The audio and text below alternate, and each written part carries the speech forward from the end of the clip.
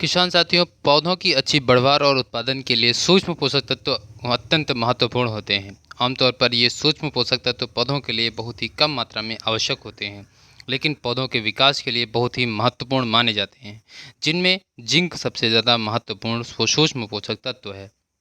किसान साथियों, पौधों के लिए आवश्यक 8 सूक्ष्म पोषक तत्वों में से जिंक एक माना जाता है। किसान साथियों, अगर हम जिंक के फायदे की बात करें तो पहला फ़ायदा इसका ये होता है कि जिंक पौधों में नाइट्रोजन स्थिरीकरण में मदद करता है, जिससे पौधों में हरापन बना रहता है। किसान साथियों, दूसरा फ़ायदा ये होता है कि जिंक कार्बोहाइड्रेट्स के मेटाबॉलिज्म को बढ़ाता है, जिससे पौधों को भोजन निर्माण में अच्छी मदद मिल जाती है।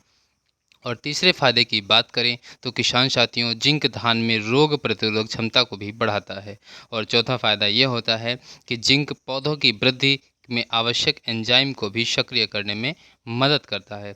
किसान साथियों, मिट्टी में जिंक की उपलब्धता की सीमित करने वाले अगर हम कारकों की बात करें तो पहला कारक होता है अत्यधिक अम्लीय मिट्टी या फिर अत्यधिक जल भराव वाले क्षेत्र में मिट्टी की अत्यधिक लीचिंग के कारण मिट्टी में जिंक की मात्रा बहुत ही कम हो जाती है। दूसरा कारण इसका यह होता है कि मिट्टी में पीएच मान में वृद्धि के साथ जिंक की उपलब्धता भी कम हो जाती है। ऐसा जिंक को ऊपर उठाने में मदद करने वाले खनिजों की घुलनशीलता कम होने से होता है। इससे मिट्टी में खनिज जैसे लोहा, एल्युमिनियम ऑक्साइड, कार्बनिक पदार्थ और कैल्शियम कार्बोनेट इत्यादि शामिल होते हैं।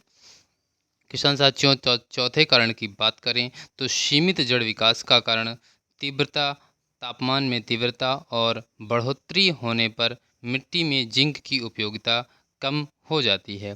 किसान साथियों, मिट्टी में फास्फोरस के उच्च स्तर होने से जिंक की उपयोगिता भी कम हो जाती है। किसान साथियों, ये कुछ विभिन्न रोगों में भी काम करती है। जैसे सबसे पहला आता है खैरा रोग।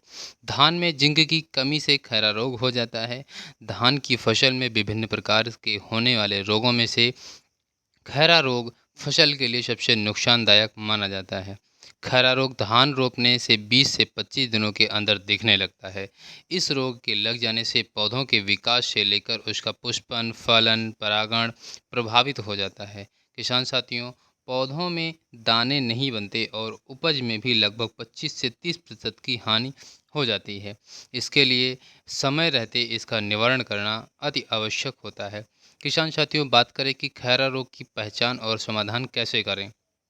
किसान साथियों, धान के पौधे में जिंक की कमी होने पर इसकी पत्तियां हल्की पीली पड़ने लगती हैं और कुछ समय बाद उसमें भूरे या लाल रंग के धब्बे पड़ने लगते हैं।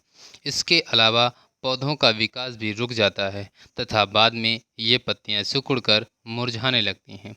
किसान साथियों, अब बात आती है कि धान की फसल को खैरा रोग से कैसे बचाएं। किसान साथियों, सबसे पहला पॉइंट आप नोट कर लीजिए कि धान की रोपाई से पहले भूमि की जुताई के बाद लगभग 25 किलोग्राम जिंक प्रति हेक्टेयर का प्रयोग अवश्य करना चाहिए, जिससे कि खैरा रोग से बचा जा सकता है। किसान साथियों, दूसरा कारण होता है कि खैरा रोग प्रतिरोधी हाइब्रिड किस्म की धान का ही उपयोग करें। और तीसरा उपाय ये होता है कि धान की नर्सरी में जिंक का उपयोग बुआई के 10 दिनों बाद प्रथम छिड़काव में, बुआई के 20 दिनों बाद दूसरा छिड़काव में तथा रोपाई के 15 से 30 दिनों बाद तीसरा छिड़काव में किया जाना चाहिए। और चौथा उपाय ये होता है कि फसल चक्रण अपनाना चाहिए, क्योंकि खेतों में बार बार एक ही फसल लगाने से जिंक की कमी हो जाती है। धान के लिए खेत में उड़द या अरहर की खेती करने से जिंक की पूर्णतः कमी दूर हो जाती है। किसान साथियों, अगर आपको यह वीडियो अच्छी लगी हो तो वीडियो को लाइक करें, चैनल को सब्सक्राइब करें। मिलते हैं एक और नई वीडियो में एक और नए कंटेंट के साथ। तब तक के लिए नमस्कार, जय हिंद।